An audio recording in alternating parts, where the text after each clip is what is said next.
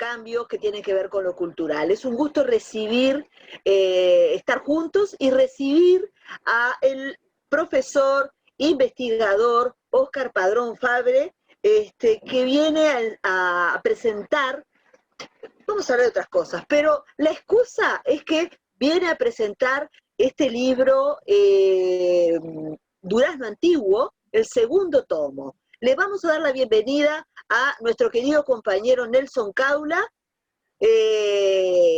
Adelante, Nelson, vos podés abrir micrófono, al igual que Padrón y yo. Un gustazo estar acá. En este primer tramo, bueno, les damos la bienvenida y en este primer tramo vamos a estar conversando con nuestro querido Nelson Caula y el apreciado profesor Óscar Padrón Fabre.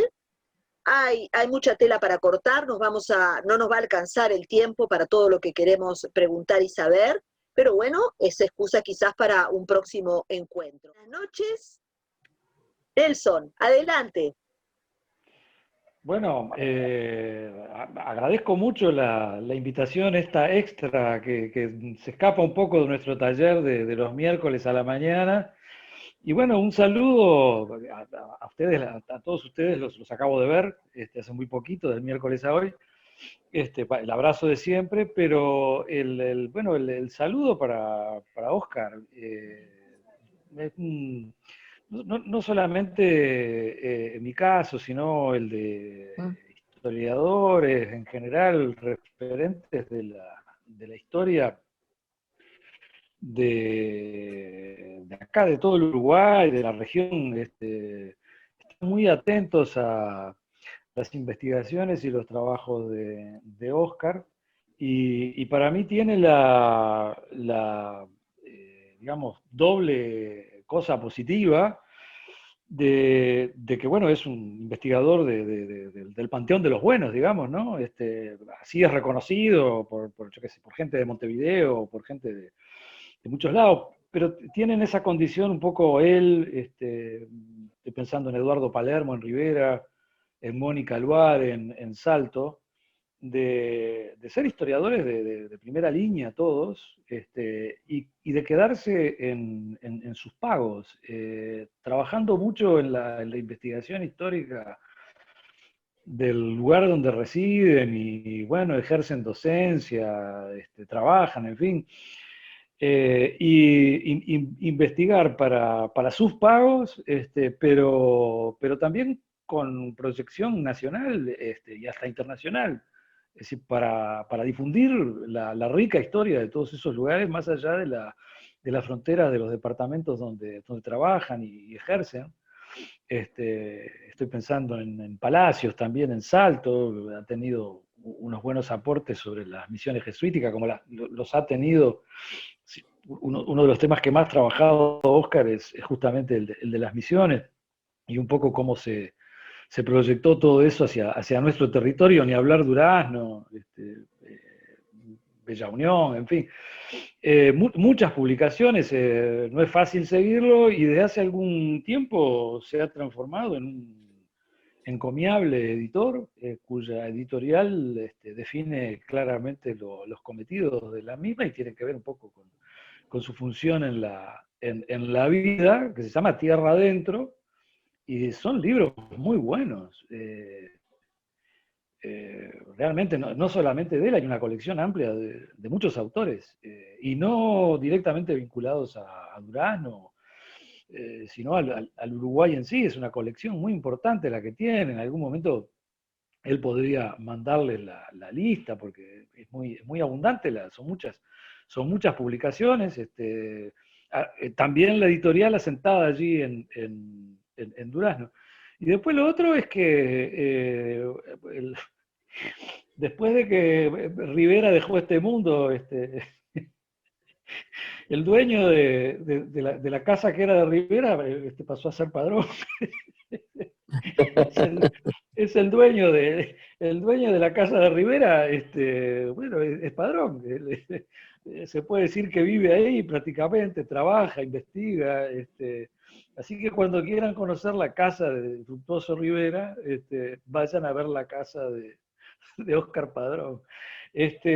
Bueno, y a mí me gusta mucho leerlo, he aprendido muchísimo con él. No estaba muy al tanto, esto es nuevo, el segundo tomo, el segundo tomo, me entero a través del segundo tomo que había uno anterior de esto de la historia de Durazno, y bueno, he visto un índice ahí muy, muy jugoso como para tirarle algo, pero de repente, Óscar, por supuesto, te recibimos en Escultura, que es un espacio fantástico, realmente extraordinario, y, y si querés, da un dato de la historia de estas historias, ¿no? El primer tomo y un poco para tener una idea también del primero y más o menos cuándo fue que lo editaste. Pero por sobre todas las cosas, bienvenido, y seguramente el grupo va a derivar para consultarte sobre, qué sé yo, qué cantidad de cosas, porque hay una gran curiosidad y bueno, siempre son muy exigentes en todo lo que buscan y preguntan. Lo sé por experiencia propia. Así que bueno, bienvenido Óscar, y bueno, muchas gracias por acompañarnos y muchas gracias a Rosana y a toda la barra por hacerme partícipe de este encuentro. Eh, bueno, buenas noches a todos, especialmente a Rosana, que no nos conocemos personalmente, pero es un gusto y felicitaciones por coordinar este grupo. Y a Nelson, bueno, el agradecimiento por sus palabras, es alguien que ha estado siempre cerca de mi camino y hemos compartido muchas reuniones y encuentros a través de los medios de prensa y compartimos inquietudes y miradas sobre esta región que sabemos que no viene solo de los barcos, que también tienen una riqueza y una herencia desde el interior del continente muy grande. Así que bueno, un gusto, y no sé si ustedes quieren, como dice Nelson, que haga un poco, explique el nacimiento de estos dos libros, o directamente quieren ir a preguntas, como a ustedes les parezca más dinámico y que no se transforme en una disertación monótona. A mí me parece bueno un poco que nos cuente cómo surge Durazno Antiguo. Bueno. ¿Cómo surge el primer tomo? Después el segundo tomo es del 2020, finales de 2020. Perfecto. Cuando yo regreso a Durazno, yo nací en Durazno, no tengo raíces, mi madre era de Nueva Palmira, mi padre era de Artigas con raíces en Salto, o sea que los Padrón Fabre no teníamos ninguna raíz en Durazno. Pero ellos llegan a Durazno, yo nazco en Durazno, me educo en Durazno y voy a hacer Facultad de Humanidades y Ciencias. Me recibo, hago la licenciatura, y cuando regreso a Durazno comienzo a dedicarme a la historia de Durazno. En Durazno había existido un gran investigador, el doctor Huáscar Parallada, que había hecho libros muy importantes. Parallada fue de esos historiadores fundadores de las historiografías departamentales. Cuando comienzo a indagar la historia, por supuesto, la historia política, la historia económica, la historia más frecuente que transitamos los investigadores, comencé a hablar y a recoger sobre todo testimonios orales. Yo tenía 21, 22 años y comencé a acercarme a ancianos que tenían más de 90 y hasta más de 100 años. Y cuando me acerco a ellos, me comienzan a hablar de su infancia, de sus recuerdos, y comienzan a aparecer personajes como, Siriaco Sosa, el Gaucho Florido, el Forzudo Saravia, leyendas como la leyenda de la campana, la leyenda de los tres negritos, curanderos famosos como Doña Gavina, como el curandero Perdomo, toda una serie de relatos, toda una memoria oral que para a mí me abrió un mundo totalmente desconocido. Posiblemente para otros duraznenses no eran tan ignorantes como yo, porque en las largas sobremesas que eran tan frecuentes antes, en las noches sin televisión, sin Facebook y sin correo electrónico, seguramente todo ese acervo de relatos, de personajes, se transmitía una y otra vez en esas largas sobremesas, escuchando al abuelo o al padre de una manera casi sagrada. Pero para mí todo eso era una revelación. Y recuerdo que yo comencé a trabajar en una población pequeña de Durazno que se llama Carlos Reiles, aunque todavía muchos la identifican como Molles, que es el nombre de la estación del ferrocarril alrededor de la cual se formó. Y entonces ahí cuando voy a Molles me dicen, bueno, venga Padrón, vamos a ir a la estación porque acá fue el tiroteo. ¿Usted escuchó hablar del tiroteo cuando Carlos Reiles, el escritor, mató a 3 personas una noche?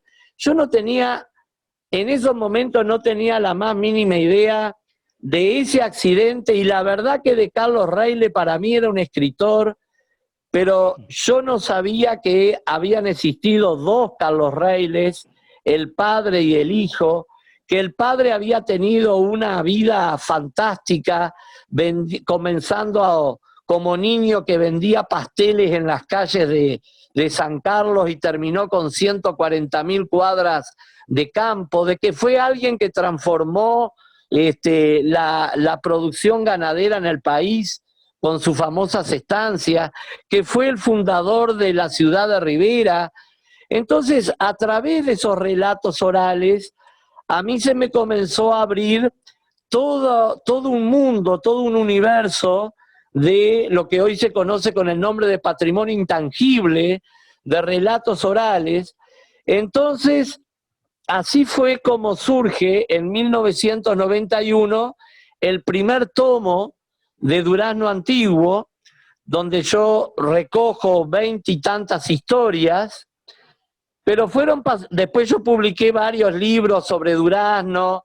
Hay una historia de Durazno muy voluminosa, hay otra historia de la educación en Durazno, hay una historia de los españoles en Durazno, pero yo seguí recogiendo, a esta altura debo tener más de 100 testimonios con estos ancianos del departamento, y seguí trabajando, buscando información, pero los años corrieron mucho, con mucho trabajo siempre, y la verdad que este año 2021 se iban a cumplir 30 años de que había publicado el primer tomo. Y como me parece que es menos vergonzoso que pasen 29 que pasen 30, entonces el año pasado hice un esfuerzo y pude terminar otro tomo con una serie de historias donde hay documentación escrita, donde hay archivos, donde hay mucha investigación de prensa, pero la memoria oral, el testimonio que yo recogí, sigue teniendo una importancia fundamental. Y bueno, esa es de alguna manera entonces la historia, el origen, la cocina que ha dado lugar a estos 2 volúmenes, y pienso que tal vez haya un volumen 3 y con eso estaría cerrando esta serie de Durazno Antiguo. Bien, bien, bien. Muy jugosa la explicación, muy jugosa y muy interesante. En este segundo tomo, el contenido es atrapante. Voy a pasarles algo del contenido. Bernardina y Ana en Durazno. Los charrúas de Tomás Cuadra. La nueva sede parroquial y una disputa vecinal. Petrona Santellán, la lancera. El Moreno Contramarcha. Las recomendaciones de Camento, ¿cómo es? De Carpaneto. Carpaneto, gracias, gracias. Masones y católicos, esto es un tema que interesa mucho a este grupo. Noche trágica en la estación Moles, velorio del Angelito, Siriaco Sosa, tené paciencia, sobrino, que la muerte es un ratito. Las Galarceras, el gigante Peralta y el forzudo Sarabia, Acacia y Herrerita. Bueno, son 176 páginas que se pueden solicitar por tierradentroediciones@gmail.com, o tenemos 2 celulares que los voy a pasar después. Tienen una página web también, www.tierradentro.com. Bueno, vuelvo a repetir, el contenido ya es muy atrapante, muy seductor.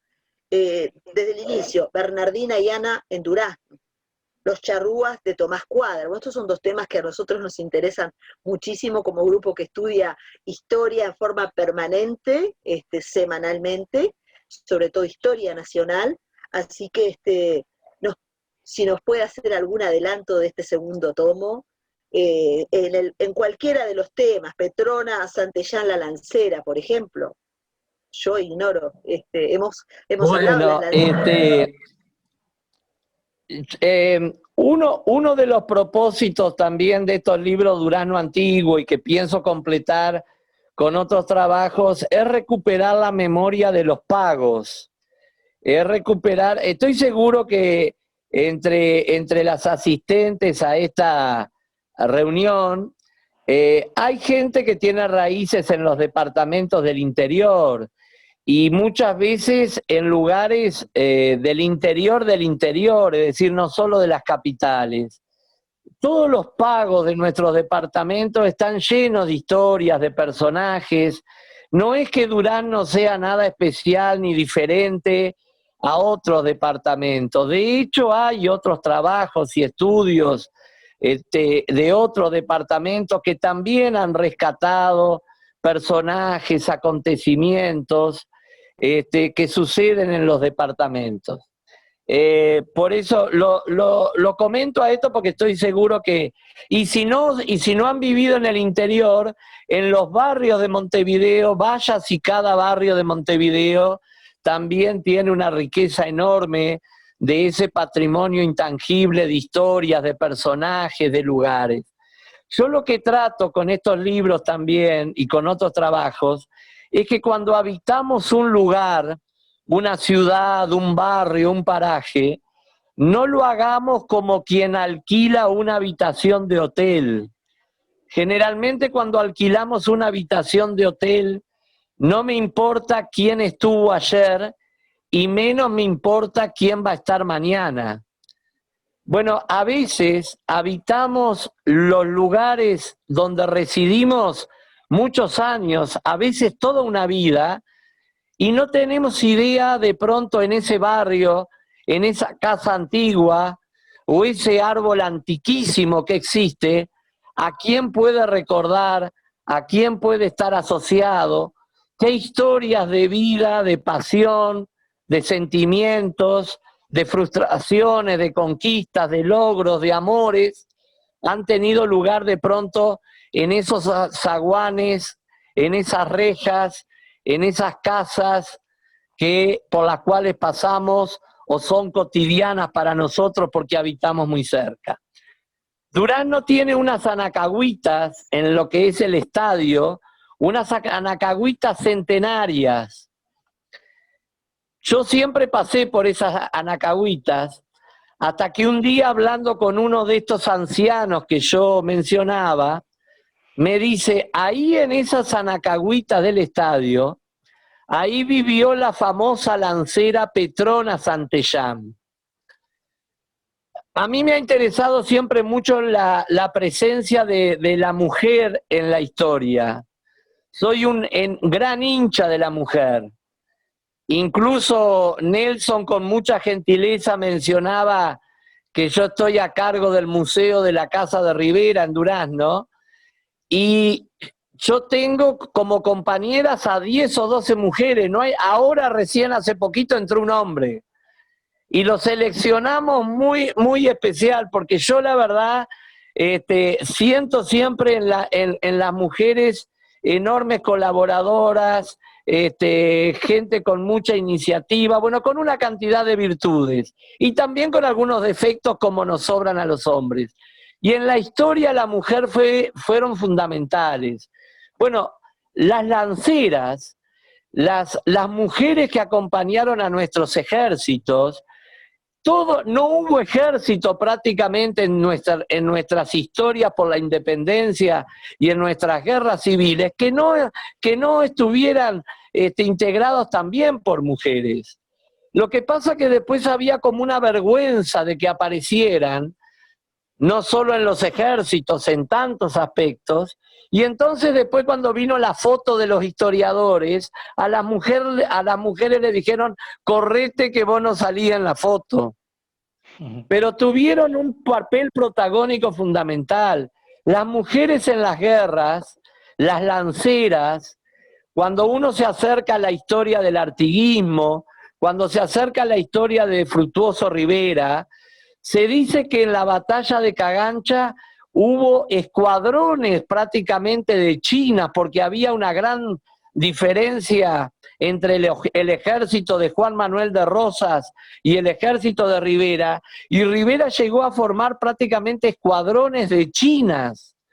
Las chinas es una palabra de origen quechua, que significa mujer humilde, mujer del pueblo, y que siempre estuvo asociada a aquellas mujeres que tenían la piel oscura, que podían ser indígenas totalmente o mestizas, y esas mujeres fueron generalmente las compañeras de los soldados, las que los acompañaban en las batallas, las que los iban a rescatar en el campo cuando caían heridos, que trataban de salvarlos, que trataban de curarles las heridas, que en los campamentos prendían los fuegos y le preparaban el mate reparador para el que había hecho jornadas extenuantes.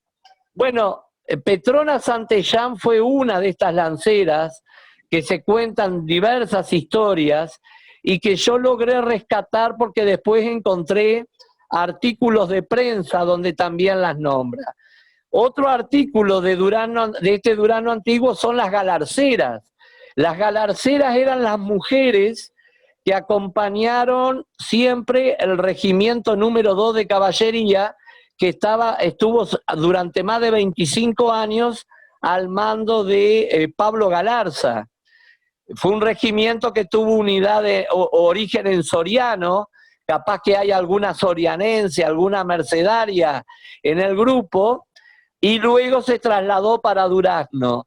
Bueno, esas galarceras eran mujeres bravísimas, pero eran mujeres con un carácter muy fuerte, que montaban a caballo, que iban con los hombres a la guerra, que si tenían que entrar a la pelea, entraban a la pelea, que como dice Eduardo Acevedo Díaz en sus libros, muchas veces iban embarazadas a las guerras, y cuando llegaba el momento de parir se arrimaban a un arroyo, se recostaban sobre un tronco, alguna compañera las asistía y ahí nomás parían, cortaban el cordón umbilical, lavaban al niño en el arroyo y a montarse al caballo o a subirse a la carreta y a seguir el camino.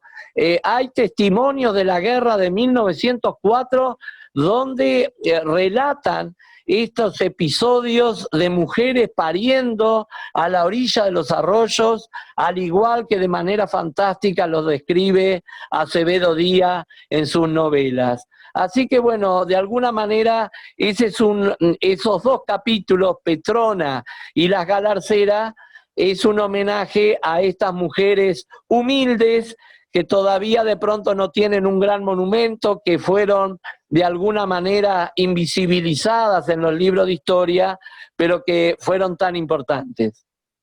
Hay comentarios, yo voy a ver si los puedo hacer. Laura García dice, sí es director, sí es director del museo, que es la Casa de Rivera desde 1992, si no me equivoco. Eso respecto a lo que dijo Caula, que si quieren ir a visitar la Casa de Rivera, que vayan directo al museo. Recordaba justo cuando estaban hablando de las misiones jesuíticas que yo tenía 13, 14 años, estaba arrancando el liceo, hubo un concurso y bueno, y él me incentivó a que yo me presentara. Trabajé muchísimo, pero con la ayuda de él y otro profesor de historia, Tabaré Pereira, que me ayudaron a presentarlo.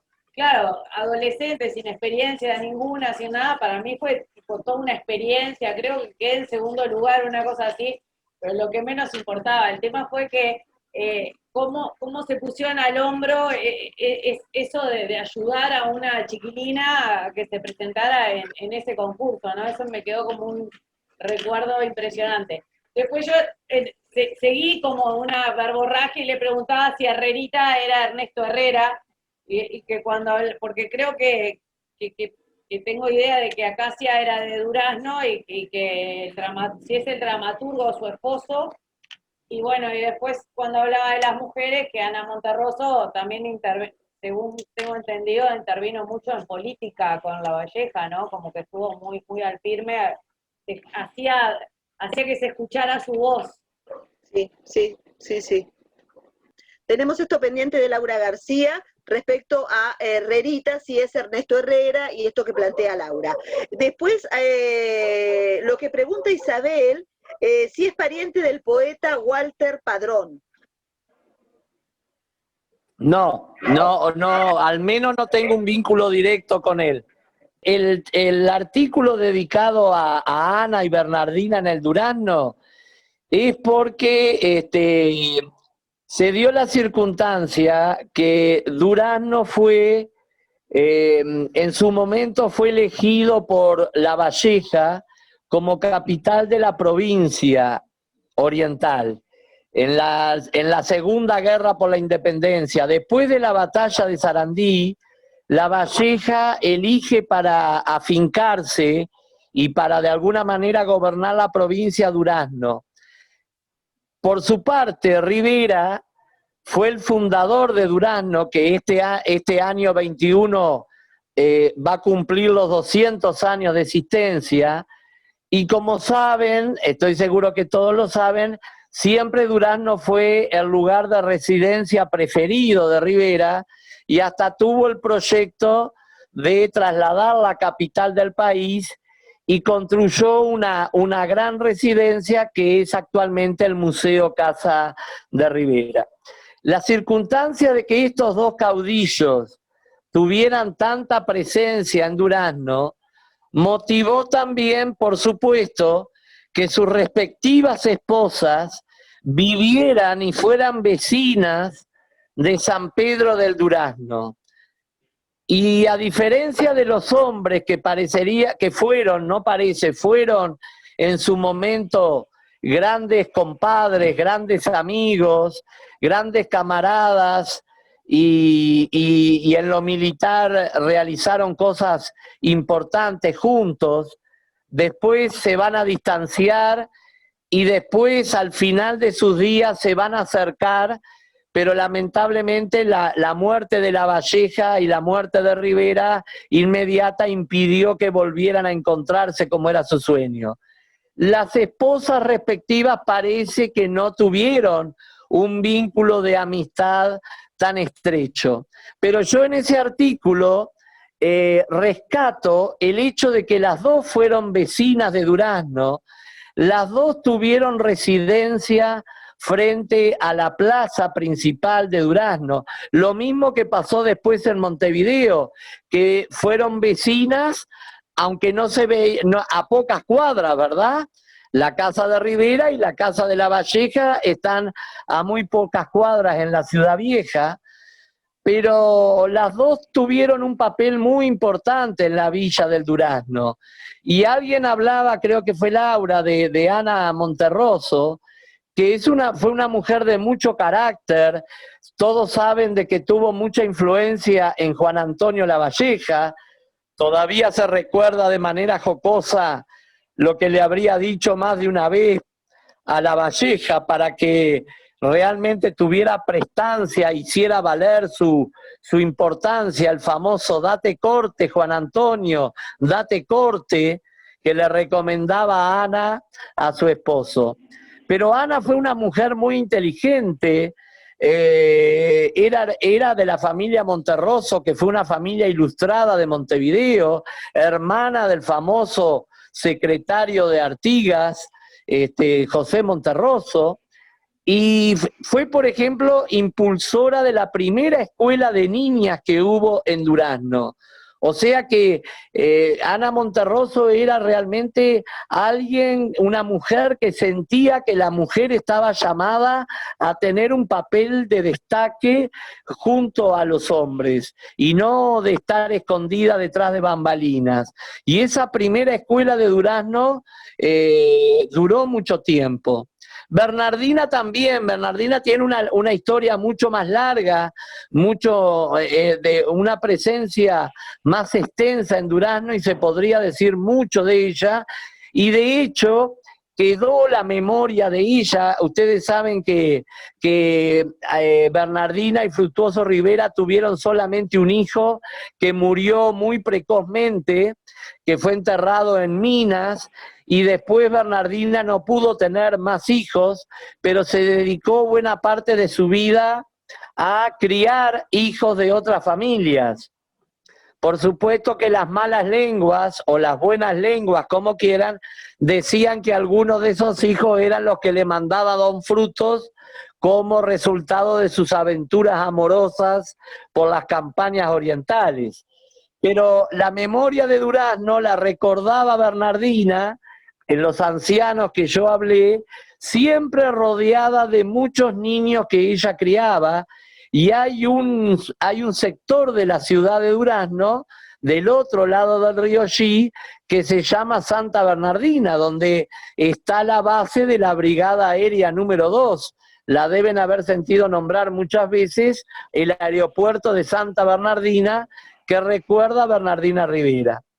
Y respecto a Herrerita, efectivamente se trata de Ernesto Herrera, el famoso dramaturgo que junto con Florencio Sánchez fueron los dos autores de teatros más destacados del Uruguay en los primeros años del siglo XX, el autor de entre muchas obras del León Ciego, que es un clásico de las letras uruguayas, y que por ser periodista y cronista, llegó a Durazno, trabó amistad con la familia Schulze.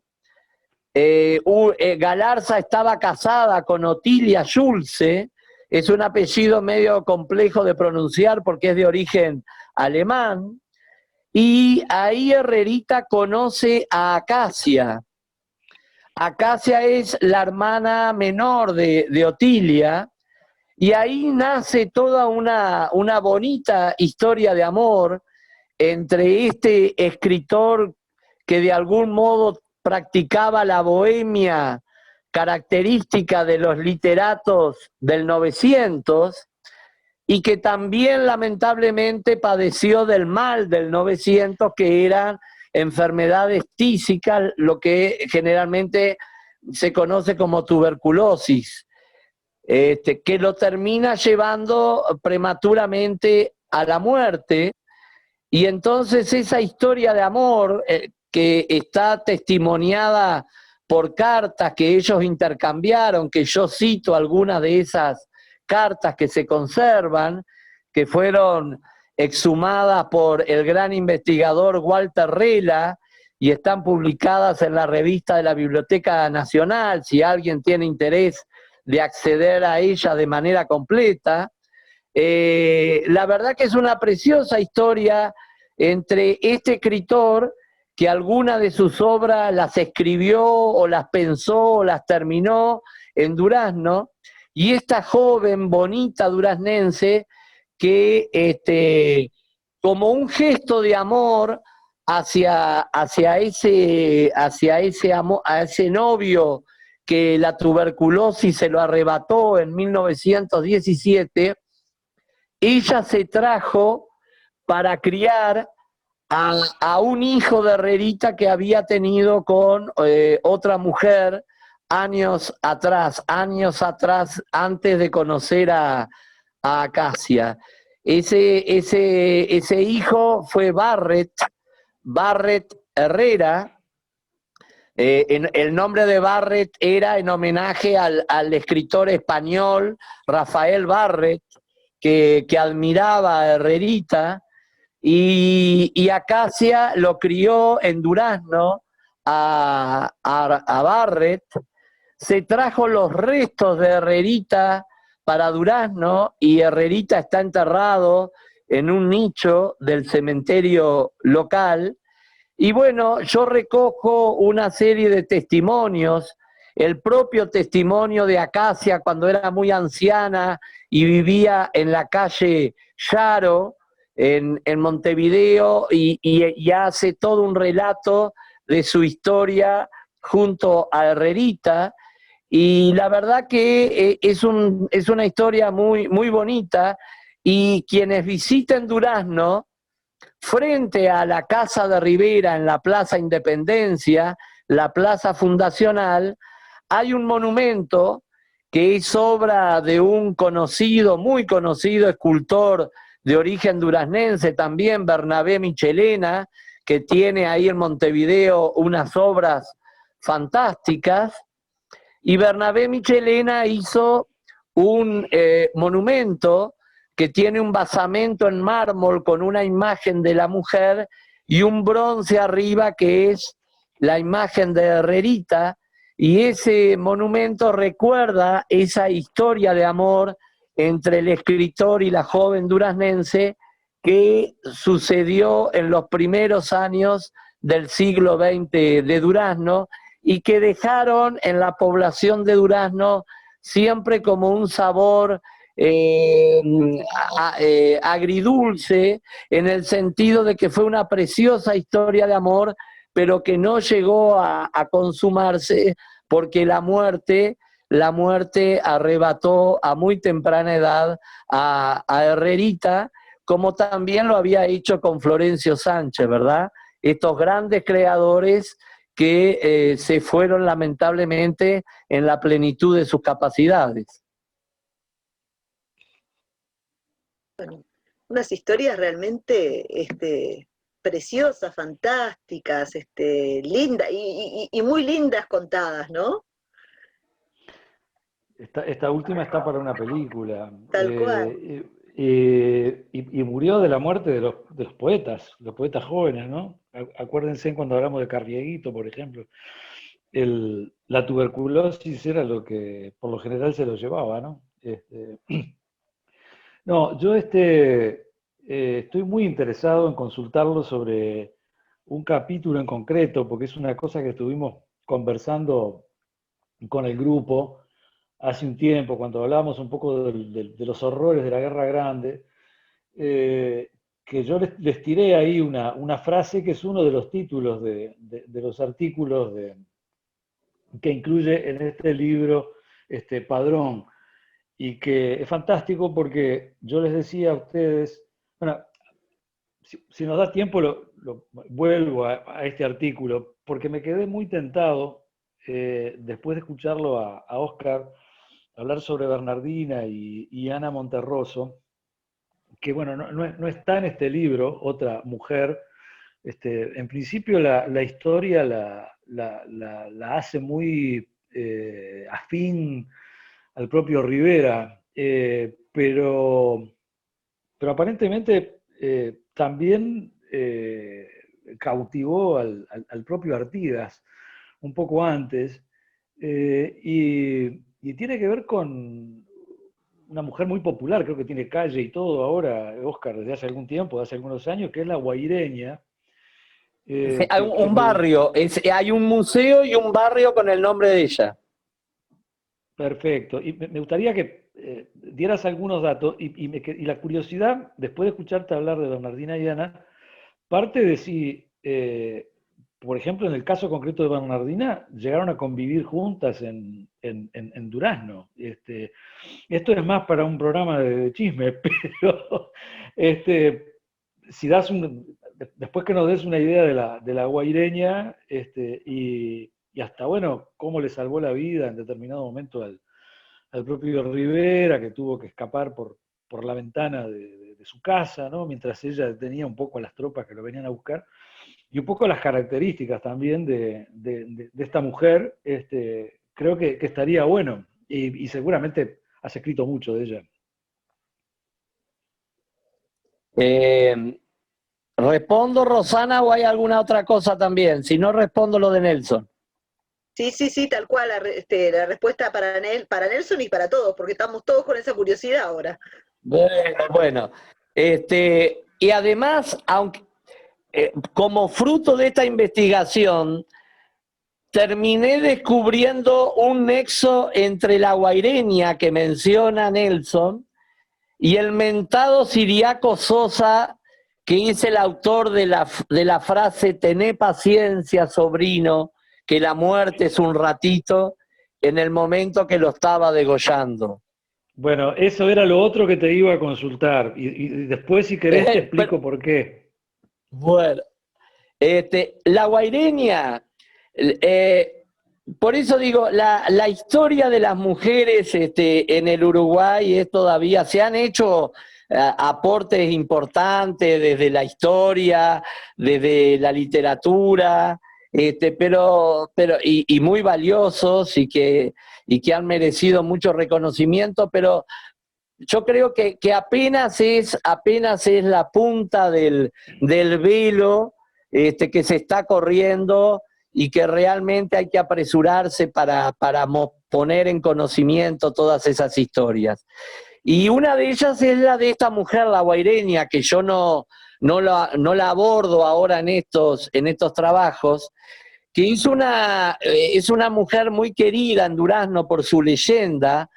Se creyó que ella era del Paraguay por su apodo, la guaireña, pero en realidad el paraguayo era su primer esposo, Vicente Báez.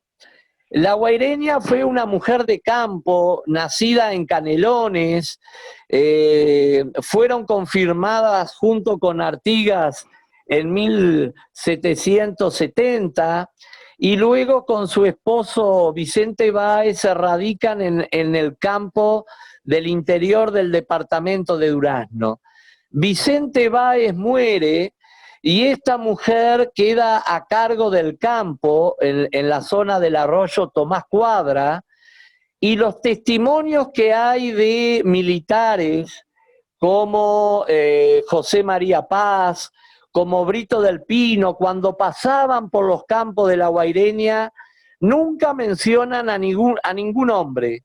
Siempre la mención es: atravesamos los campos de la guaireña nos atendió, la guaireña ayudó a los heridos, la guaireña nos atendió y nos dio comida. Lo que habla realmente de la que era la señora de ese lugar era ella.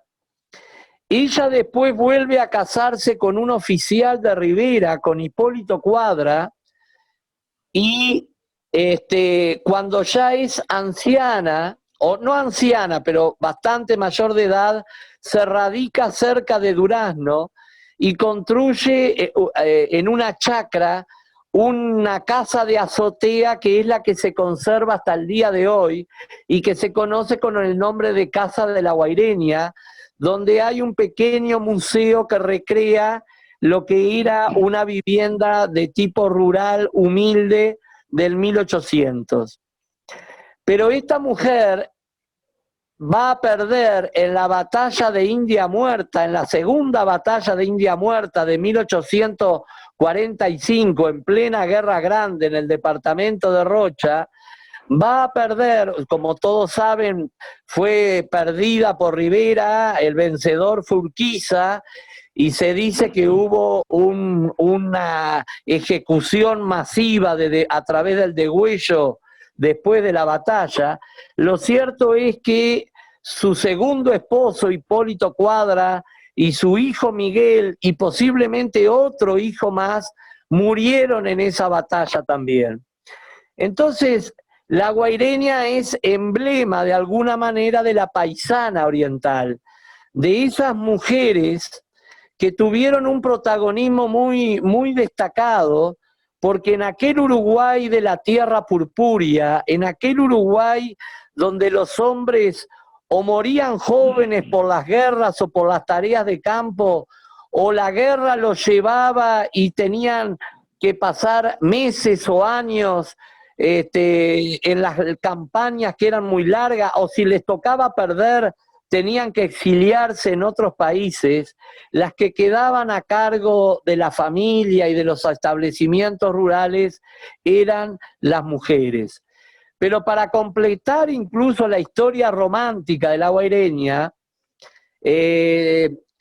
Nelson menciona de que algunos le atribuyen algún vínculo con Artigas, porque hay alguna carta de Artigas donde firma su apasionado José Artigas, aunque esa fórmula de su apasionado también aparece a veces en alguna documentación de Artigas dirigida a hombres, lo que hace relativizar que realmente ese su apasionado tuviera en aquella época una connotación igual a la que le damos hoy. Lo cierto es que la guaireña fue de las beneficiadas por el reglamento de tierras de 1815. Y la leyenda después la vincula también a Rivera, y sobre todo algunas voces que no eran muy adictas a Rivera, se referían a la guaireña como, sí, aquella que era la amante de Rivera.